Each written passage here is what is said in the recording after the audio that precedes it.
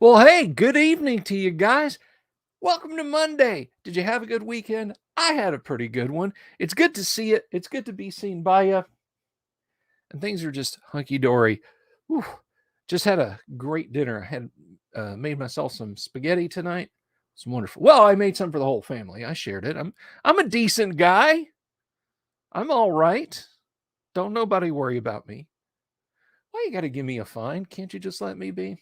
I'm gonna be careful. I'll get copyright struck by YouTube. Greetings, Lord Corion. Greetings, Doomsword Deathmaster, and all you folks out there in TV land. It is wonderful to see you. It is wonderful, once again, to be seen by you.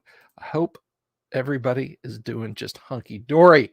So, let's see what interesting has happened. Vincent, good to see you. What interesting is going on? I'll tell you one interesting thing that's going on. Ladies and gentlemen, this here YouTube channel has 953 subs. 953 of you fine people have elected to click subscribe and hopefully the bell icon for notifications. What does that mean? If you're a newcomer here, maybe you're like, so what? 953, that's a nice number. It's a weird one, but you know, it's whatever. Well, let me tell you something, ladies and gentlemen. For the uninitiated, the uneducated, the profane, which, by the way, I'm taking the classic Latin definition, that is, meaning those on the outside. Let me open the doors for you. When this YouTube channel hits 1,000 subs, 1K, not a computer K, that would be 1,024. 1,000 subs, at 1,000 subs, I will flip the protective cover open next to the gated red button with the black and yellow barber poles over it and push it with resolution and commit to having a virtual gaming convention. That's right, the Great Underground Online Gaming Con, aka GUAC. AKA GUAC, I should say. When I do that, we are going to have a weekend. We'll probably need multiple days, folks. Probably going to need multiple days. I myself will be running first edition Advanced Dungeons and Dragons, original Dungeons and Dragons, Twilight 2000, Tales from the Loop, maybe some Call of Cthulhu. I'm not settled on that yet. I want to leave a little something for everybody else. We'll do some Hero Quest. We'll do some Dungeon. We might do some Fight in the Skies. And if you ask me real nice, maybe some Boot Hill. But there's going to be lots of other people running games. I got a buddy of mine, Milhilo from Serbia. Now, I am simpatico with Milhilo. Let me tell you what. Let me tell you a story about Milhilo and about me. At Virtual GaryCon, I ran a bunch of games. Not as many as I'm going to run at the GUAC, but I ran a bunch of games. And the culmination of a very high-level AD&D game that I had involved the party being on the bottommost level of my own personal Castle Greyhawk dungeon. It's different from Gary's Castle Greyhawk. But anyway,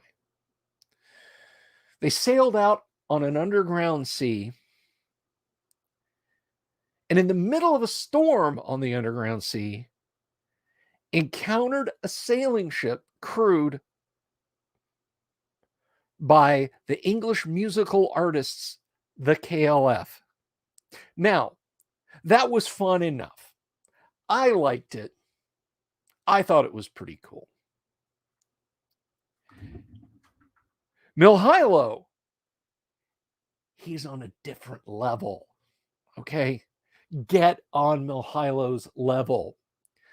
Milhilo knew immediately what it was. I was hinting around. The other guys were like, oh, whoa, what is this sailing ship? And they have lutes and drums and they're singing this fast-paced music and really heavy bass beats. What's going on?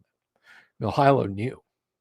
He knew that I'd lifted that last encounter from the KLF video for America, What Time Is Love? And he almost had a baby because Milhilo loves the KLF as much as I do. He wrote a college dissertation about the KLF. And so he and I hit it off. I reached out to him and he's like, I want to run some Dungeon Crawl Classics. So I'm sorry, Milhilo. I apologize. I can't do a Serbian accent. But anyway, so Milhilo's going to run some Dungeon Crawl Classics. Kyle is going to run some Classic Traveler. Paul Stormberg.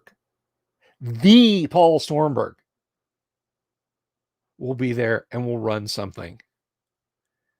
Guys, it's going to be huge. And we are 48 subs on the YouTube channel away from it happening. Can I get an amen? Can I get an amen? 42 subs away. The answer to life, the universe, and everything is to get to 42. So I'm pretty hyped about that. I'm pretty hyped about it because it was like 8:47 a couple of days ago.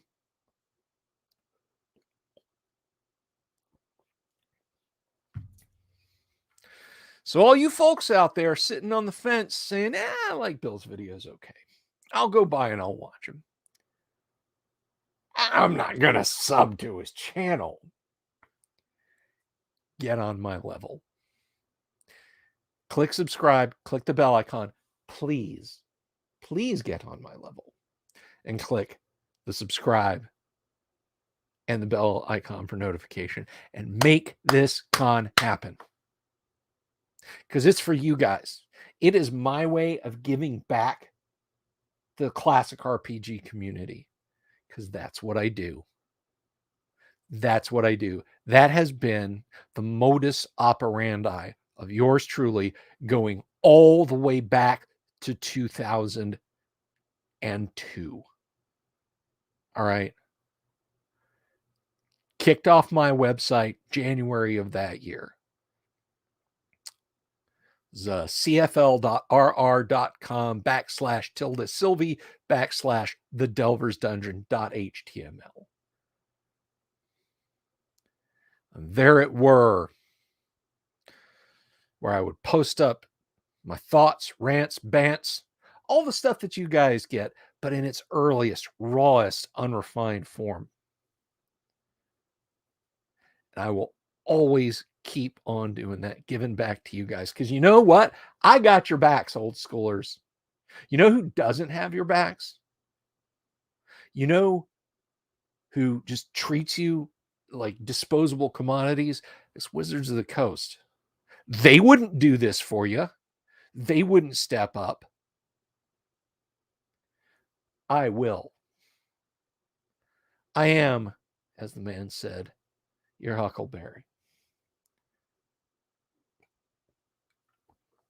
But speaking of social media things, we got to talk about a few things today, guys. So,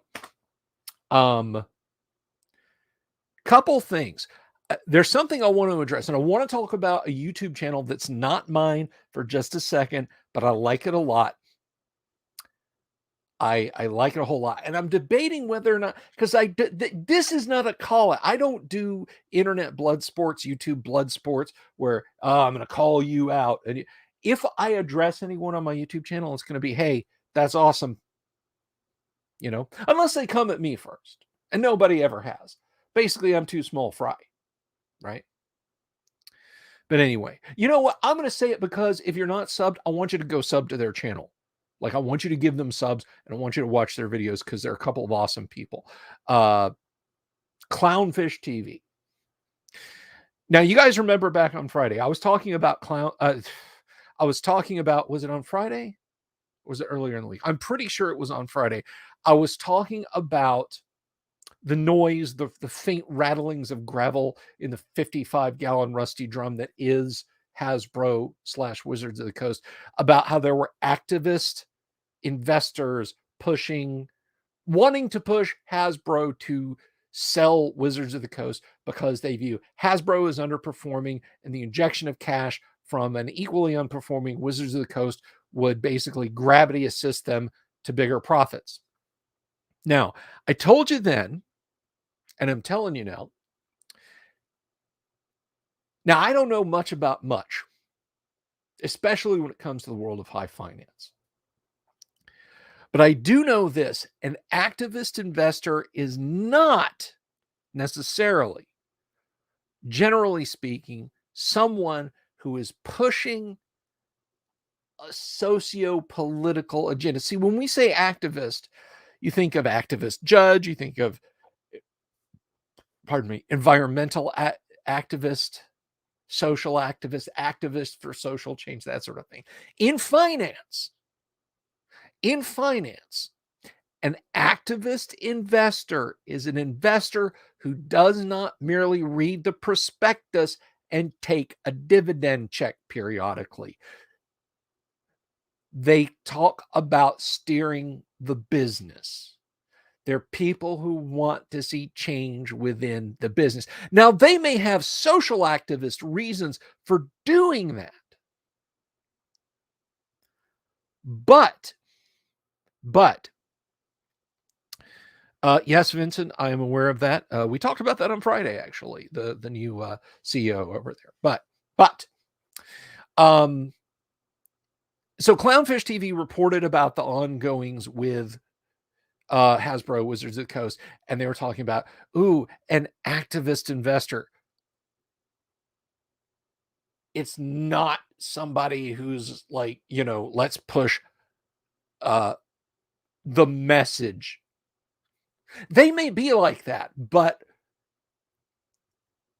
specifically speaking, when we're talking about investments, an activist investor is someone who wants to change a company structurally for a means that is usually, like 99% of the time, financially motivated. Like, the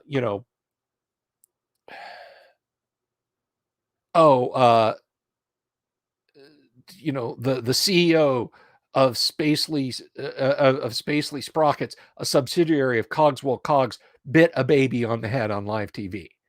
Okay, I'm an investor in Cogswell Cogs. I want you to fire that CEO, and I want you to spin Spacely Sprockets off. I want you to sell them off because it's bad for, like, our stock is tanking now.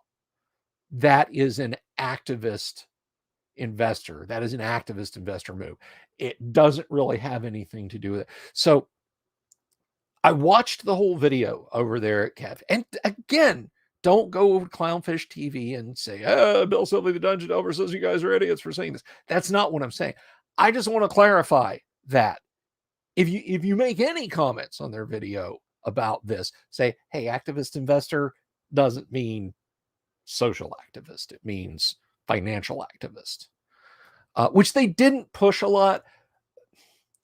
Those guys, Neon and Geeky Sparkles, are amazing. I love their comments. They put out like 5 videos a day. It's insane, their output. And that they've got their finger on the pulse, as it were.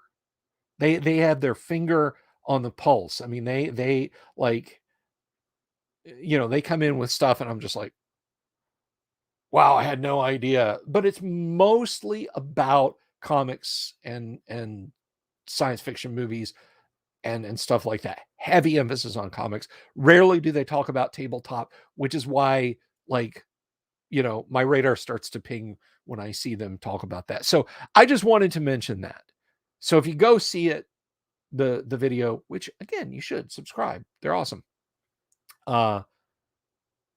Again, activist does not mean activist, like social activist. So there's that.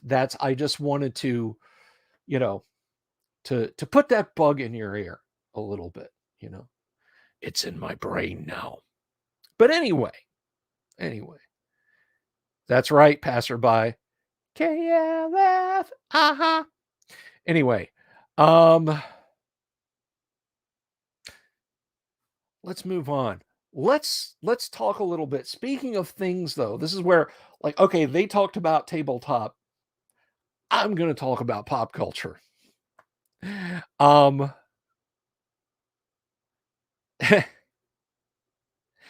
In case you guys weren't aware, like you're not on the Discord, you hadn't been by the Discord or whatever. But in case you're not aware, last week during the Super Bowl, which I haven't watched this. I love football, but I haven't watched the Super Bowl in a long time. I don't care about pro football. I'm a college football guy. But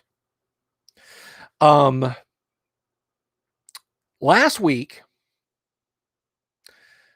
Amazon released a 1-minute teaser trailer for The Lord of the Rings, The Rings of Power. To call this shoddy fan fiction would be an egregious harm to people who write fan fiction.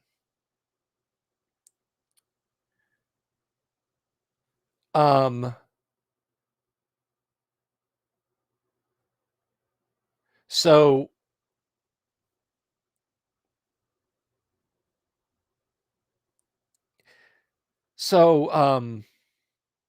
yeah.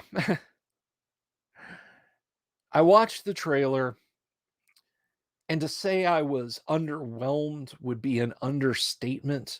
I've talked a little bit about it. And I'm sorry, I just want to mention Dungeon Minister is right. It's 9:53. For some reason, I was thinking 9:58. It's 9:53. We are 47 away. Hitman 47. There. I fixed it. So they dropped this trailer like a turd into the punch bowl that is YouTube.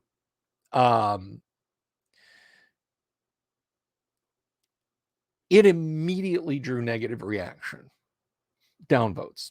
Now, you might say, what do you mean downvotes, Bill? YouTube has disabled downvotes. No, they haven't. They've hidden it, but they have it disabled. The code is still there. I would suspect that's about to change. All right. I would suspect that Jeff Bezos is about to call Susan over at YouTube or Sergey over at Google and say, you know, I want that ripped out of the page. I don't want that ability to be there. Because in the week since that trailer is dropped,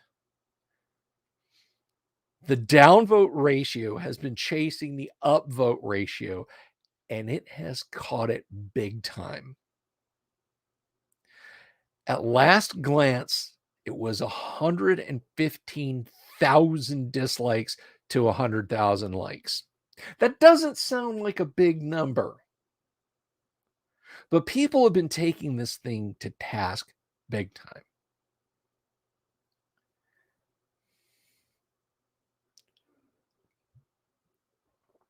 Look, people don't like it. Okay? People do not like the way this looks. Let's just set a few things aside here because I want to revisit this. Oh, yeah, they're padding it. And they're probably talking to YouTube to remove some of the downvotes on block. Oh, these were done by bots. These were done by bots. We're going to remove these. These are not legitimate dislikes.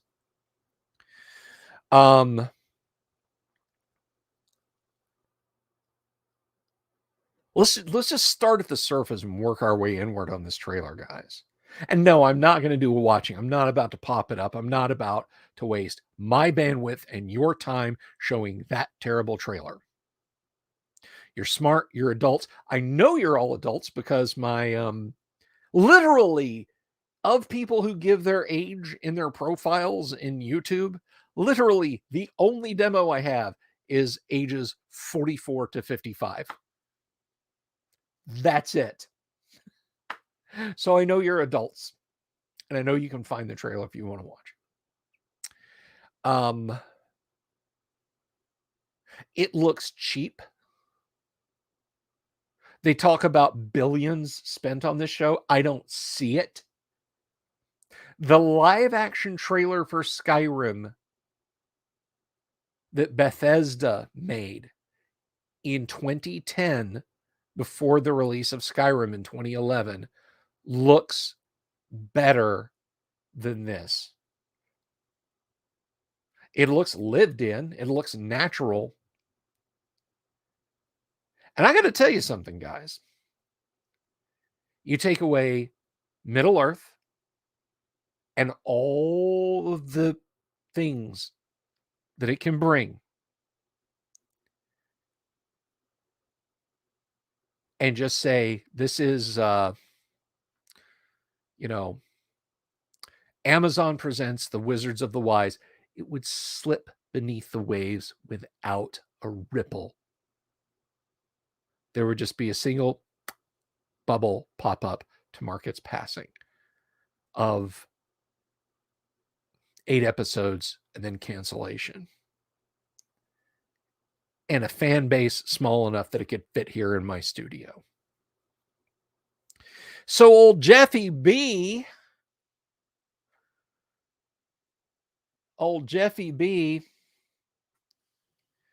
in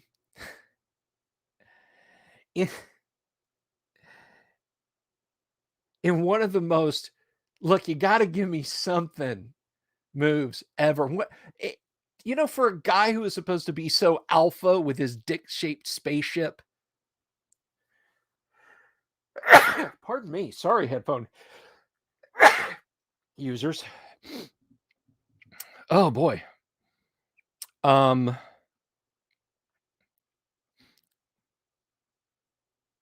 He's supposed to be so alpha. He was absolutely beta the way he begged to buy the appendices from the Lord of the Rings. They can't refer to the Lord of the Rings novel or the Hobbit novel or the Silmarillion or Unfinished Tales or Farmer Giles of Ham.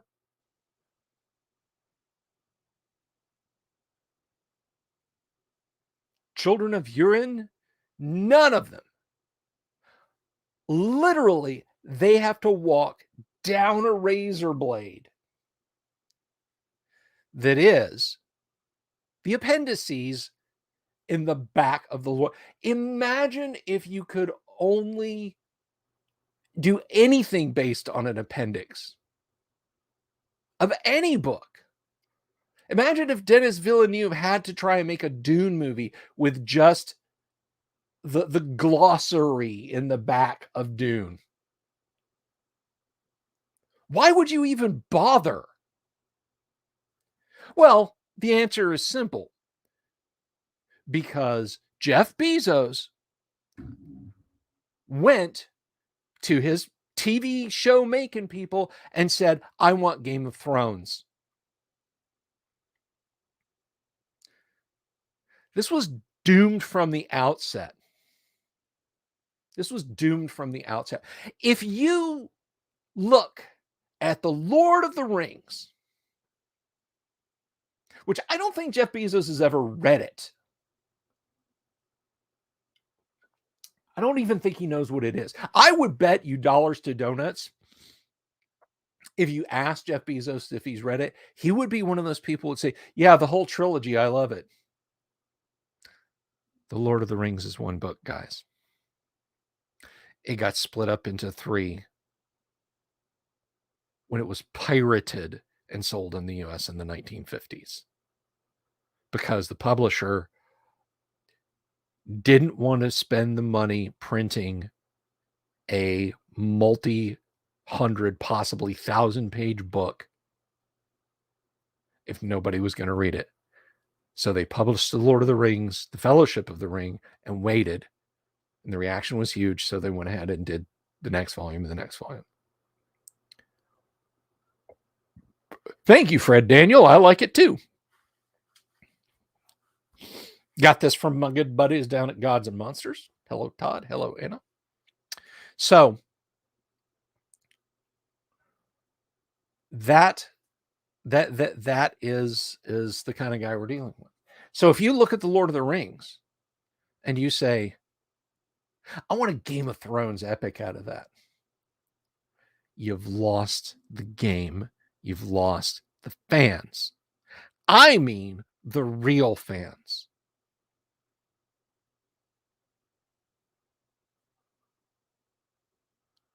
I mean, you fired an actual Tolkien scholar and replaced him with a Woken scholar.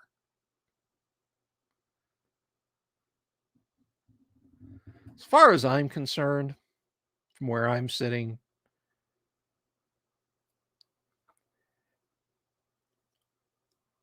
I got to give Amazon props. There's no way. Go watch the trailer, numb yourself with some alcohol, steel yourself, and go watch the trailer.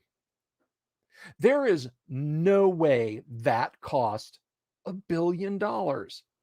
And clearly the trailer didn't cost $1 billion, but that's not $1 billion filmmaking. Somebody laundered the fuck out of $1 billion. That's what I got to say. If you told me that was the work of someone on a $20 million budget, I would say, okay, all right. I still don't like it, but you know. If you told me that was $100 million, I'd say, whoa. I'm going to have to see more of this before I could really say. But it's $1 billion.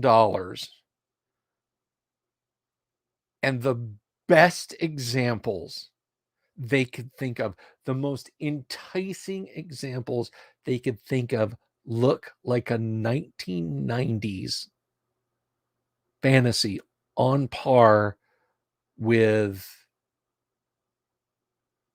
Highlander the series. I mean, how many innumerable 1 or 2 or 3 season fantasy sci-fi shows do you remember from the mid to late 1990s? It seems like there were just boxes of them. This doesn't look any better. So Cal says, I'll just watch my old VHS tapes of The Hobbit and Lord of the Rings. Unfortunately, so yeah, I kind of agree with you, Cal. Sony has the distro rights to the animated The Hobbit. And at the end of it, when Bilbo goes and has his parlay with Smaug, voiced by Richard Boone, which is, I'm sorry, look, that is the best characterization. I will always think of Richard Boone's voice as that of Smaug. I mean, he sold it, and God love him, Richard Boone was terminally ill at the time.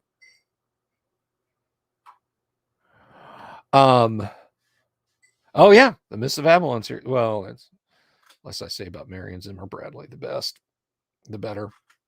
But yeah, Richard Boone sold it. But there's a lot of like roaring effects, and he stomps and that sort of thing. There's just his dialogue and the background music cues in the print that Sony sells on DVD. That's it.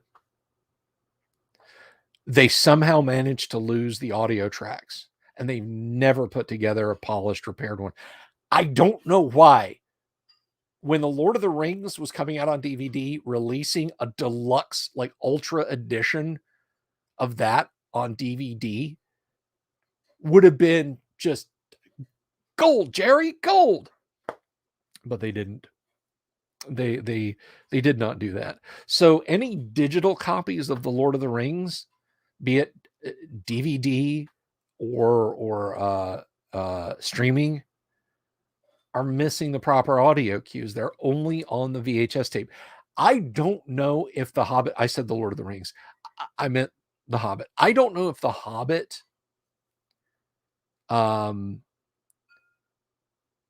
was released on Laserdisc, and if it was, if it has or has not the bad audio, the corrected audio. Maybe, you know, that might be a good goal for me to try and track that down on Laserdisc if it exists. I have a couple of Laserdiscs. I have many Laserdiscs, but I have a couple of Laserdiscs in my collection that there were not DVDs of. I bought a video card, a GeForce 5950 with Vivo video in, video out. And on my, gosh, what class machine was it in? I think it was Athlon 64 or an Athlon XP. I don't remember. But I sat there with a laser disc and I captured the video using some freeware program. It's actually really good. I just can't remember what it's called now. But yeah, I captured the laser disc and took the two sides, took the pause out of the two sides, merged it together, and then burned it to a DVD for our family. I made a little menu on it and everything. So yeah, if The Hobbit exists on Laserdisc, maybe it might be time to reenact that. If my Laserdisc player still works. It's coming up on 32 years old now, 33. Might be a bad capacitor in there. Might be some circuitry that needs to be repaired.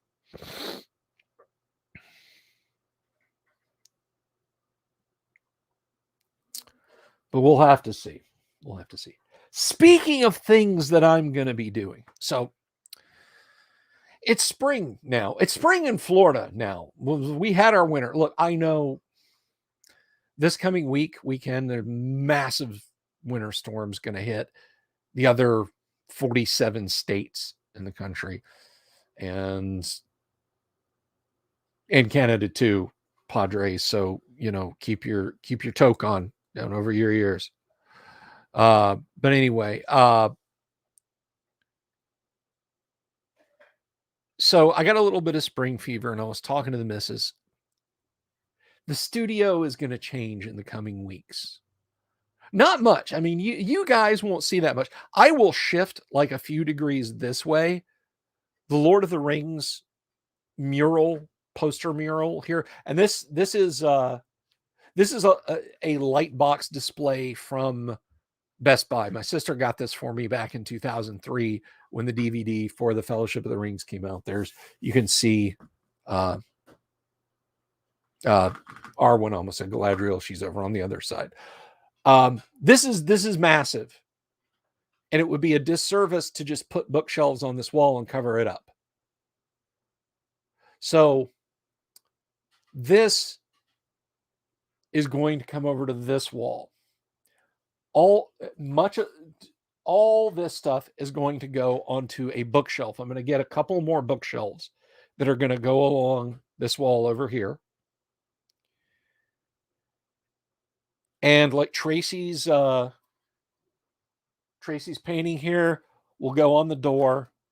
The Marvel poster will move down. I don't think you guys can really hardly see Chow Yun Fat, but the Marvel poster will be where the poster of Chow Yun Fat is, and the Chow Yun Fat poster I'll move somewhere else in the man cave. But Yeah, I'll move slightly so you guys can still see all the cool stuff, and the, the Darth Vader standee will still kind of be in shot if I can.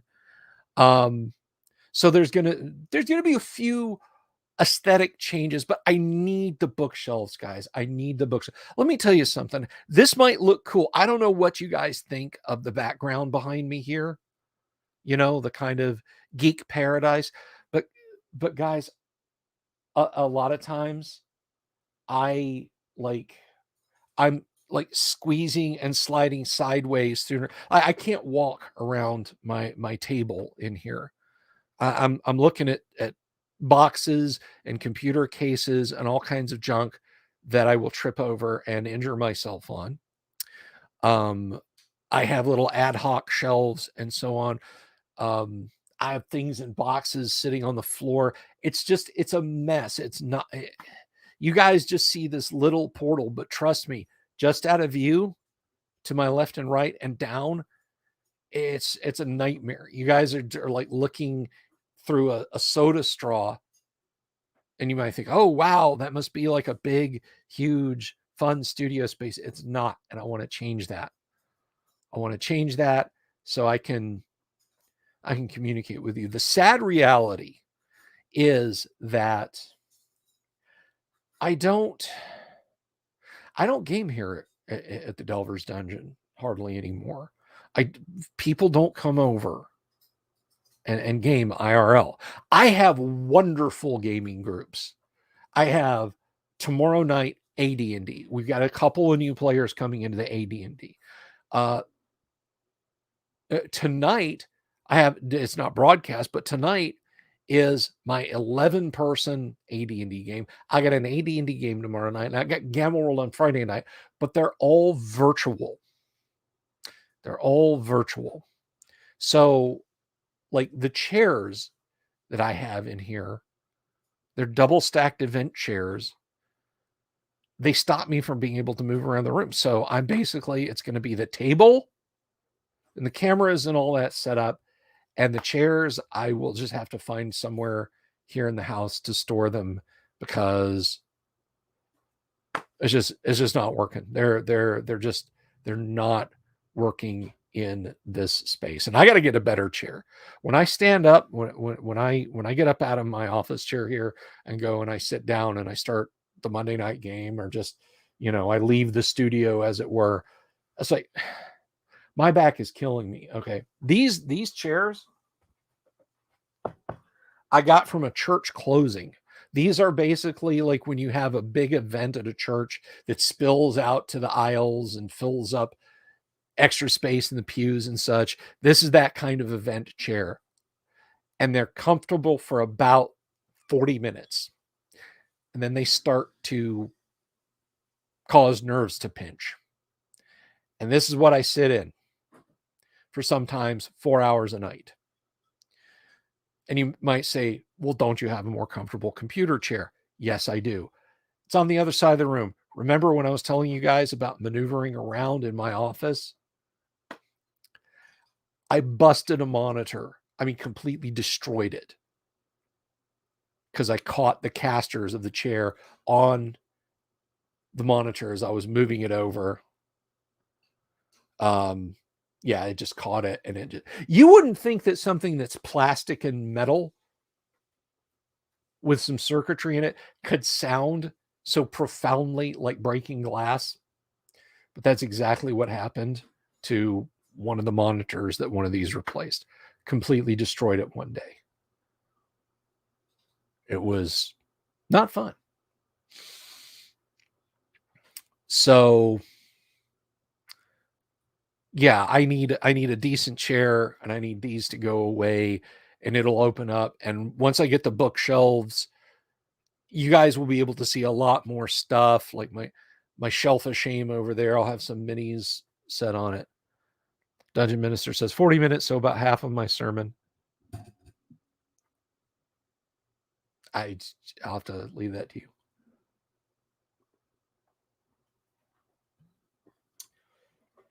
Drinking a cold Wisconsin brewski here. Got some Leinenkugel summer shandy, bringing a little bit of summer taste.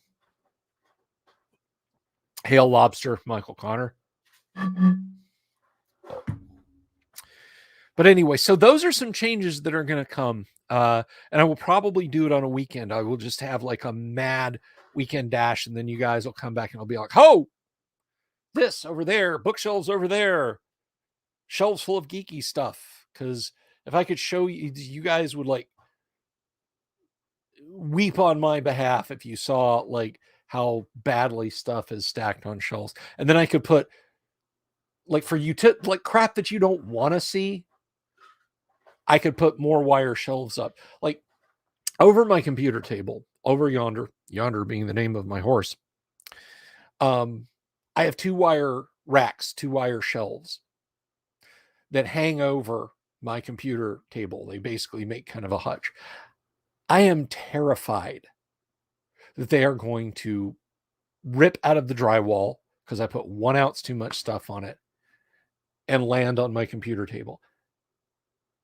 The computer would probably be okay. It's in a metal case. The monitors, it would suck to lose them. But what's underneath those shelves, the shelves and then another shelf, are shelves full of completed painted miniatures. And if those got taken out, I would be very sad. So there's going to be a lot of changes coming, and I'm going to be, I mean, you guys are not going to see anything happen. Like I've told you, and then that's going to be it. And then you'll come back on a Monday and it'll be like, did he get an office somewhere?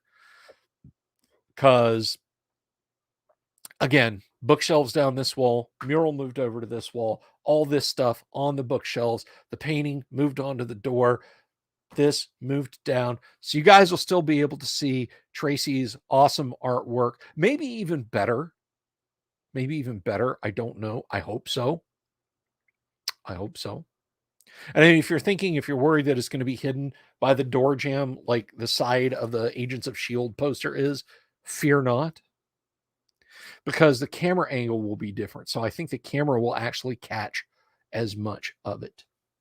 So that is what's going on. That's what's going to happen in the office. Now, I said I was going to talk about 3D printing, and I am. That's part of the changes.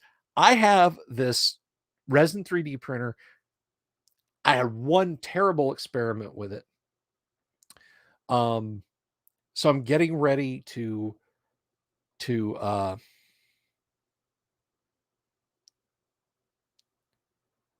Michael Connor says, if you want Girl Scout cookies, there are supplies. We already did our Girl Scout cookies thing. Thank you very much. We sold Girl Scout cookies because my youngest is an awesome Girl Scout and they had good cookie sales this year. She had great cookie sales and we're very happy about that. Hello, Damien. But anyway, resin printer, right. Low fumes my eye. That thing stinks like a chemical fire in Chernobyl. Yeah. So I have ordered the parts to start building a fume hood for it. It's going to sit over here, just out of shot, next to my my filament printer, my 3D filament printer. And once I get that fired up, I'll share some prints.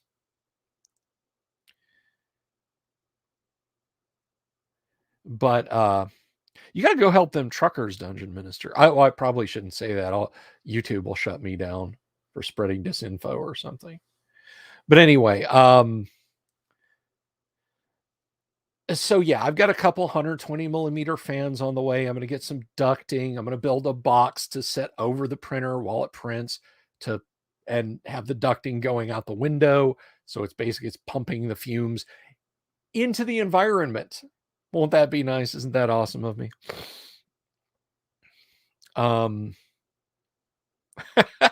Those cookies arrived recently, by the way. Many a cookie fought nobly but fell in darkness.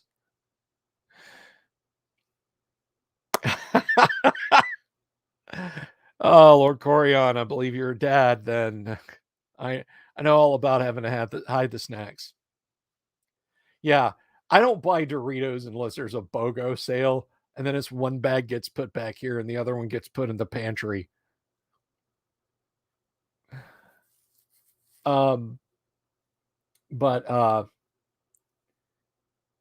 anyway, so the other thing was I had reached a point of frustration near tears with my uh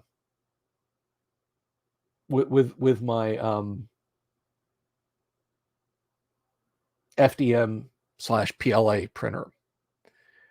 I could not get like the best prints I could get still looked like trash compared to what other people were getting.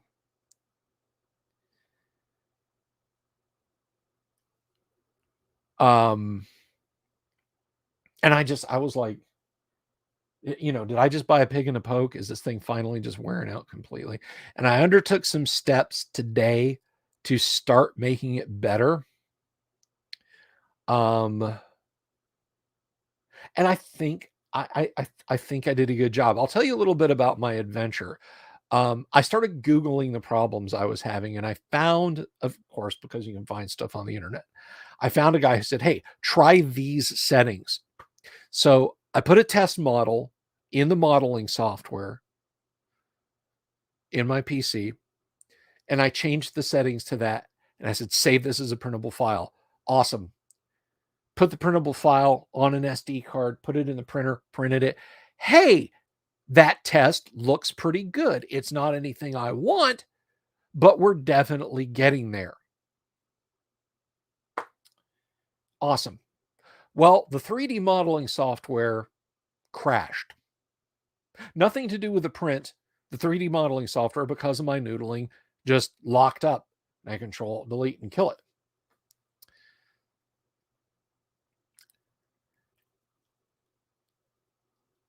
I forgot what all the settings were,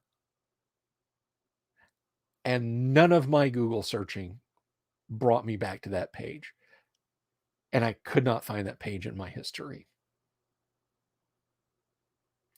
All the settings I did to try and get a decent quality print, a fairly decent quality print, better than I had been getting, and I couldn't find it again. I was crestfallen.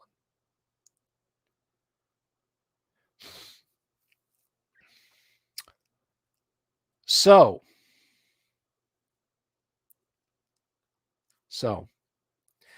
I said, wait a minute. I printed an object. Now, here's a little 3D printer education for you guys.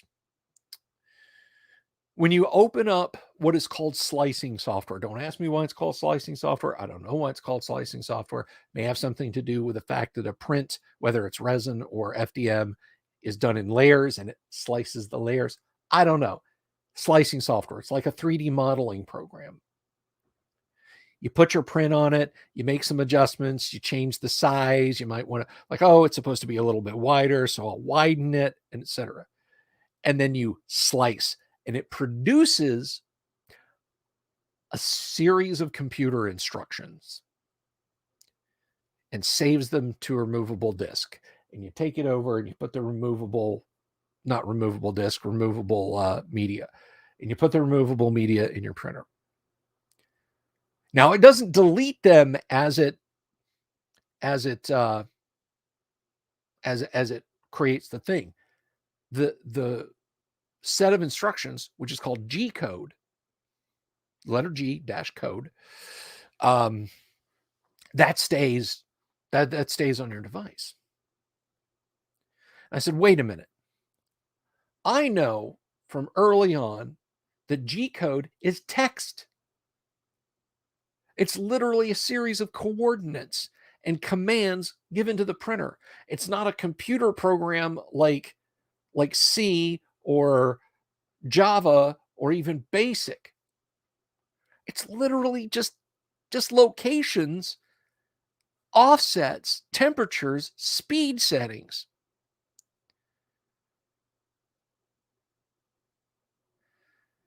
So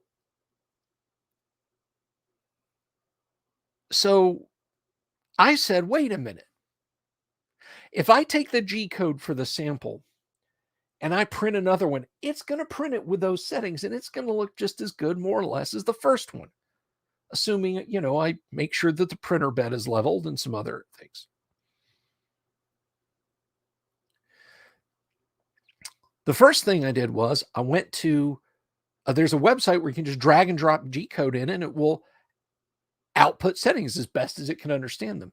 That's the caveat, as best as it can understand them, because printer settings are specific to printers, more or less. I could take my G-code setting. They're largely generic. Let me say that. It's not like software for an Apple II versus software for a Commodore 64. I mean, vanilla basic will run on an Apple II or a Commodore 64. And G-code is vanilla basic, but occasionally there can be differences. So I dragged and dropped it into this thing, but it couldn't give me the settings that I needed. It could only give me just like a few generic settings. So I had my mad scientist pacing the floor moment. And then, so the software is called Cura. So I Googled, I think it was recover printer settings from G-code in Cura. And lo and behold, you can load your project as a set of printer preferences without loading the model. So I did that. I tried a different model, printed it off, and for the first time in a long time, maybe even ever, today I got what I thought was exactly the quality that I expected. I printed off this. Now, I know you guys can't see this, but if you guys remember,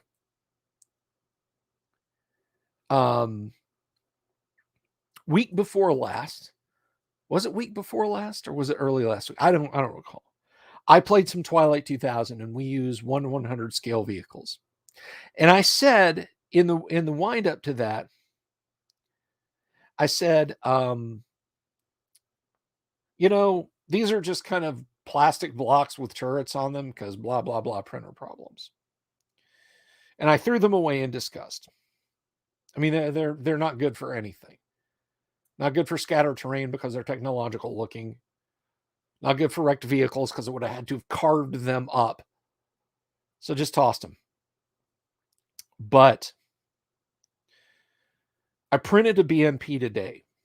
And I know you guys can't see this, and I apologize for that. Individual wheels are visible. Individual length of track is visible. There's no supports. That is things that the printer sticks down and then builds on that you then pry off. No supports that I had to take a Dremel to. I got settings dialed in, guys. I'm getting there. I'm very close. Oh, look, he's the Russian bot. Go away, Russian bot. So I got my settings dialed in, and I have this. You must have heard me talking about this BMP2.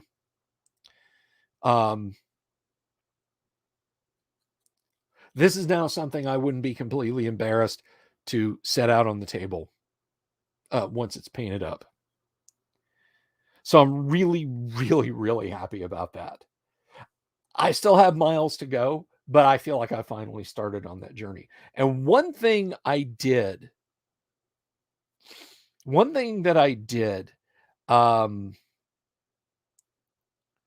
with the printer that didn't have to do with the G-code.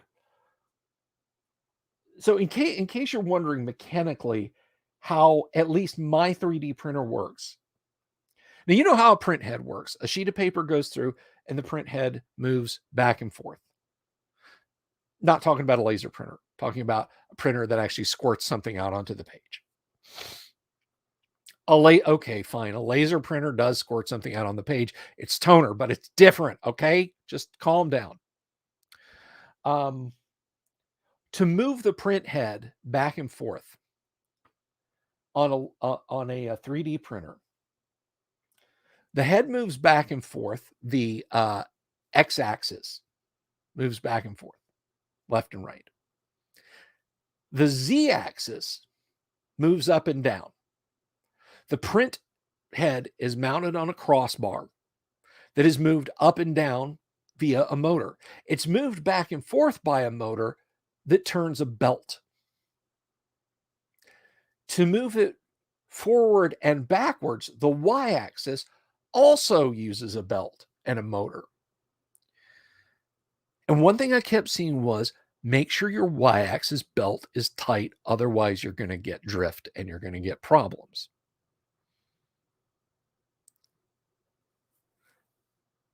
So I said, well, how tight is it? And how tight does it need to be? And somebody said, look, you want it to make a tone when you thrum it like a guitar. You almost want to tune it like a guitar string. So boom, boom, boom, boom. So I reach over and I pluck my y-axis belt. No, that's not something dirty.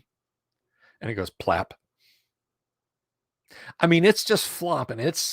Oh Lord, it was limp. No, it was soft. Oh God. The y-axis belt was not tensioned. So I loosened up a couple of bolts.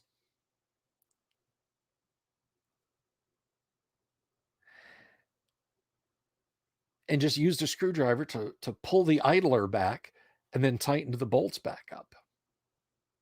And I ran the BMP print. And it's really getting better. And I'm really happy. Quick save, you came in at exactly the right time. Toit like a toiga. Yes. So, yeah, I'm really, really much happier now. And the more I get it dialed in, like, you might think, well, Bill, you said you have a resin printer. When you get the resin printer set up, it'll print stuff that's at least that big. You don't have to worry about it.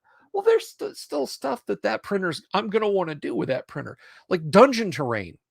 You don't want to print dungeon terrain in a resin printer. It has a smaller print size. You're going to print successively smaller pieces that aren't really going to be as nice.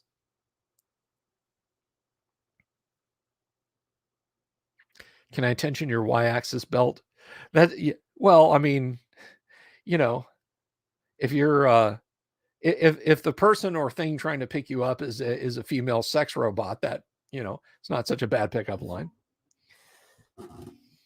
And you're a pastor. Oh my gosh. I'll pray for you. I'm kidding. But yeah, so I was really, really, really happy about getting the printer, beginning to get the printer dialed in. Now everybody and their brother is like, oh, you got to download what is it? Some kind of file that's like a stress test file to make sure that your axes are, that you're leveled properly and so on and et cetera. And I guess I'll start going through that. I'll start going through that. Hello, Battle of the Pelennor Fields Project. That is a mouthful. Can I call you Battle like Dungeon Minister did? Are we close enough that I can just call you Battle?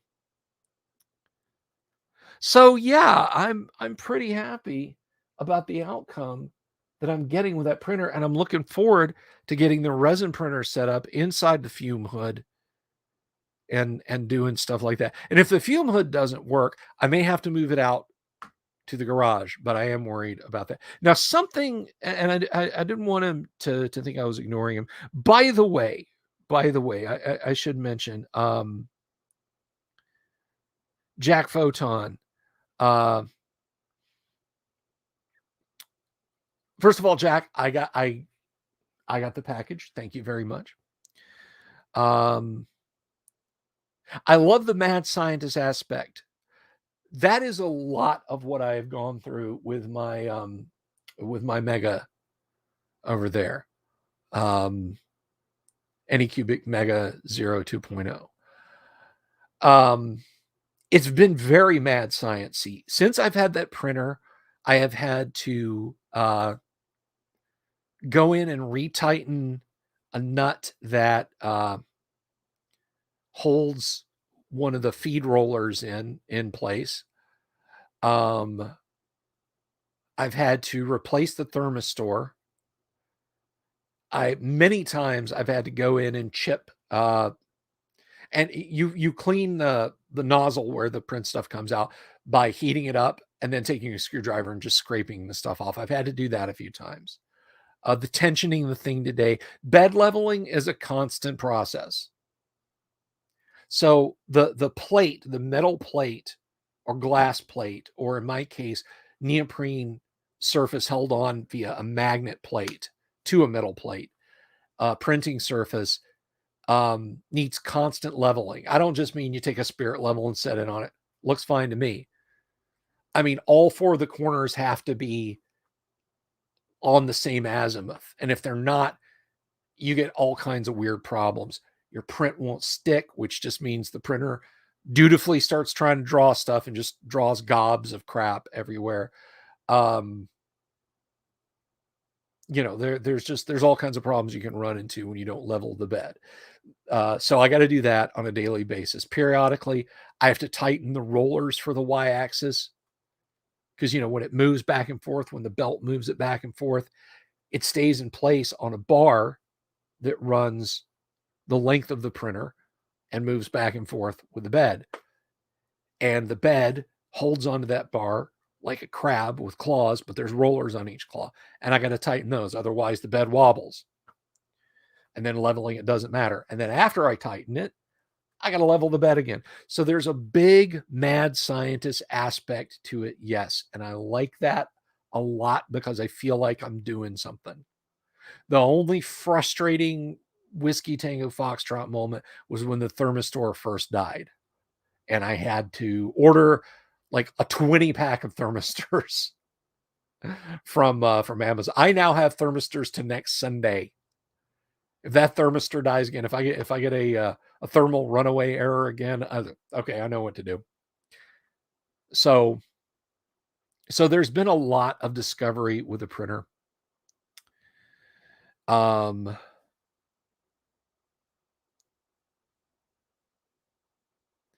Bad leveling is my nemesis. Yeah.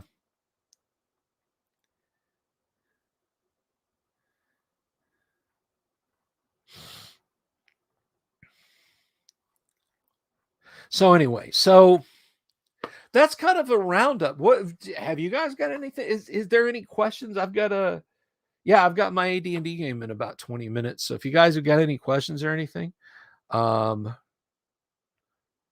says this is over my head. I just buy pre-made minis. Yeah. You know what? I mean, for a crap ton of goblins or stuff like that, I can run them off on the resin printer and not really give a darn about fidelity. But for a really awesome character, yeah. Because one, generally speaking, the free stuff is not great, which is no knock to the people who create free stuff and put it out there. Generally speaking, it's not great, but there are noticeable examples. But you have to buy the really good files. Now, granted, you can print those off, but the material costs you money. I completely get it. I don't poo-poo anybody who doesn't want to print their own minis or print their own terrain. It sounds like brewing your own beer. Yeah, but the disadvantage of this over brewing your own beer is that you don't get to be drunk at the end of it. Oh, you might want to get drunk at the end of it. Leveling fish tanks, I guess that's a thing. But yeah, as I get the printer dialed in, I'll share a little bit more with you guys. Hopefully less running my yap and more showing off things that I've made and I've done. So it's the resin printer is the one I really, really want to get going because that I can actually make tabletop quality miniatures with. Not just dungeon terrain. I can actually like make a character.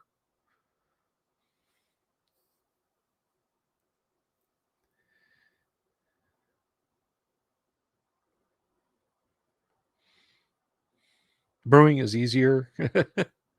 My father-in-law for a while made homemade beer, and it was really good.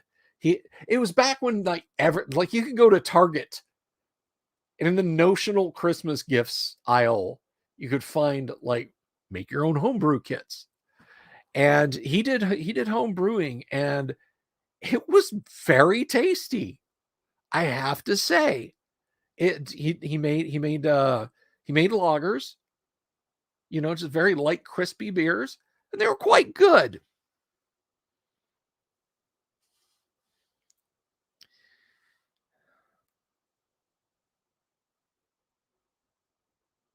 Oh, don't worry about it, Jack. The room renovation isn't going to be that big. It's just a matter of moving some stuff around and sticking some shelves in here.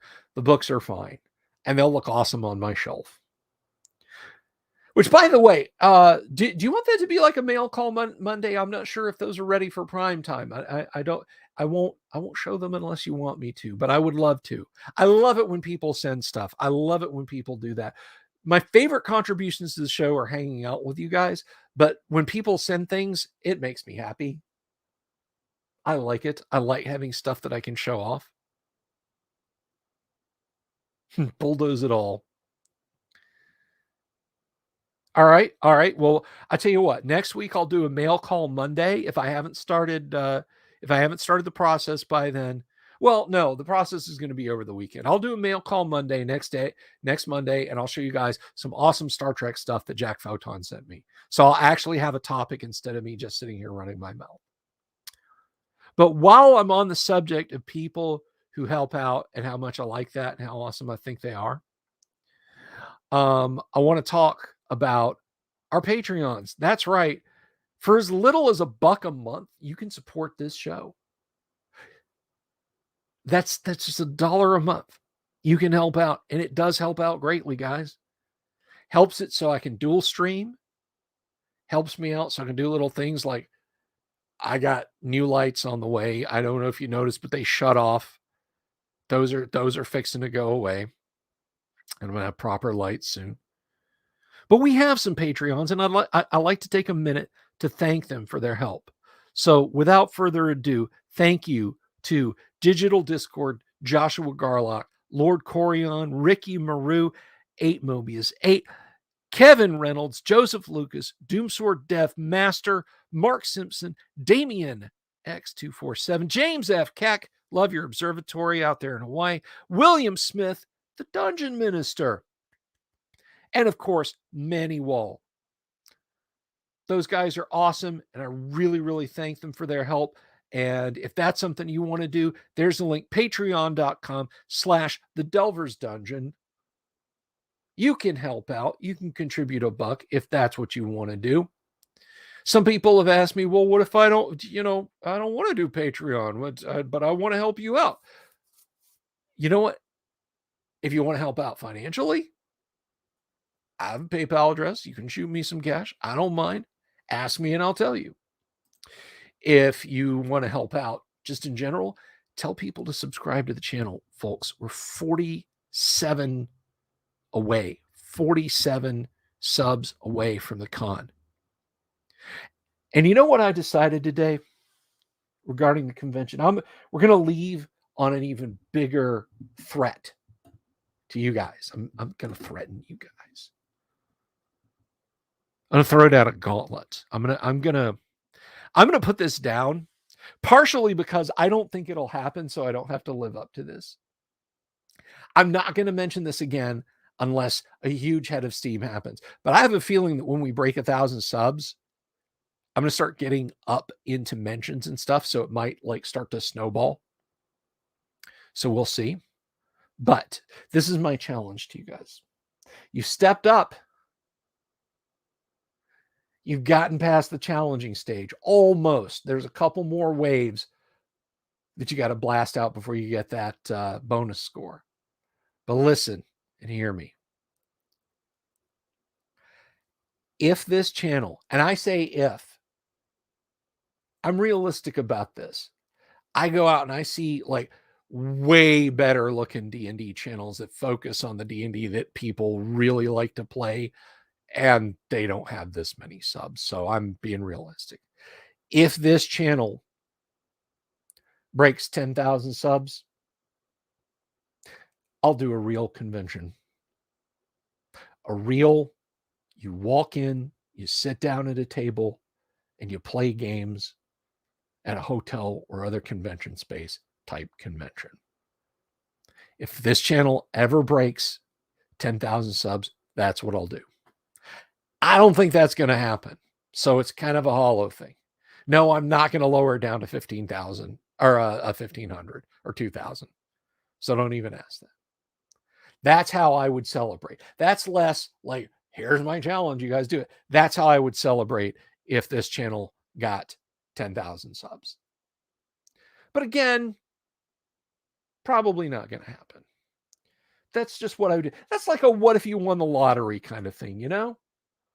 What would you do if you had 10,000 subs, Bill? Well, I'd probably host a real world con. You know? With death machines? Sure, why not?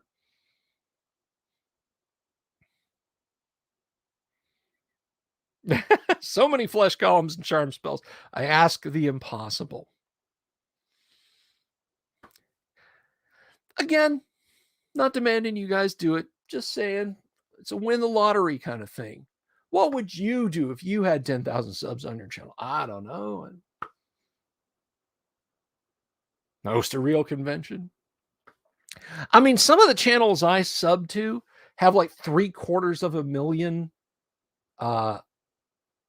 people that subscribe to them. This has zero at all to do with gaming. So like if you check out, but I'll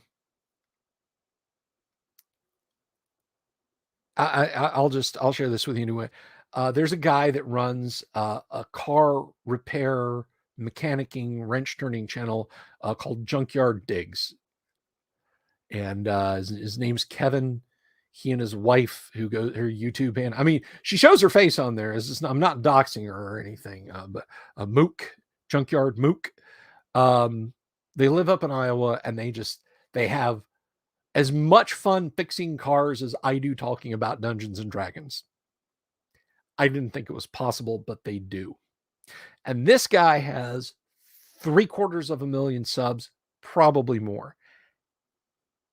And yet, I can leave thoughtful comments in his comment section, and I get responses back from him. Junkyard Digs does it proper. That's how you stay in touch with people.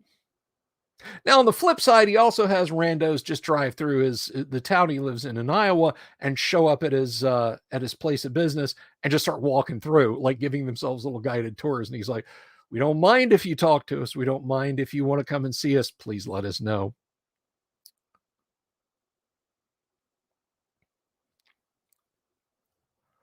So, anyway,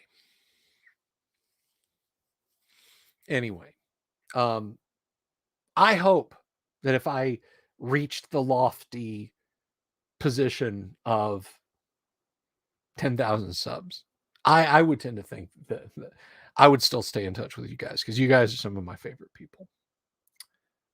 But anyway, I have a game in about 15 minutes of first edition AD&D. So I'm going to go do that. Tomorrow night, we're going to be back. I think Kyle is in the audience. Kyle, are we on tomorrow night? Are we on Wednesday night? You got to tell me, buddy.